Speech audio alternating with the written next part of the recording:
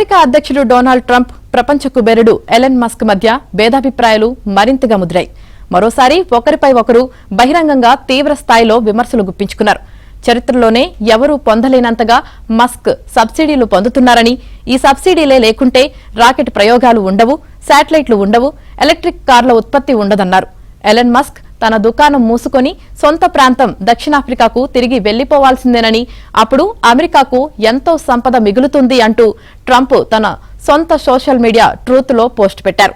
ప్రభుత్వ ఖర్చులను నియంత్రించే డోగ్ విభాగం ఎలన్ మస్క్ కు అందుతున్న సబ్సిడీల వ్యవహారంపై దృష్టి సారించాలని సూచించారు.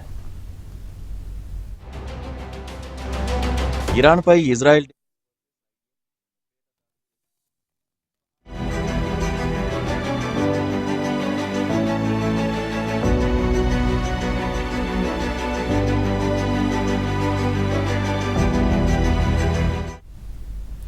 అయితే ట్రంప్ వ్యాఖ్యలపై ఎలన్ మస్క్ గట్టిగానే సమాధానమిచ్చారు. తాను సూటిగా చెబుతున్నానని, వెంటనే సబ్సిడీలన్నిటికీ కోత పెట్టేసుకోండి అంటూ ఎక్స్ లో పోస్టు చేశారు. తాను కొత్త పార్టీ పెట్టబోతున్నానని మరోసారి ప్రకటించారు. ఇప్పుడు అమెరికా ఏకపార్టీ పాలనలో ఉందని, అదో పందుల పార్టీ అంటూ మండిపడ్డారు.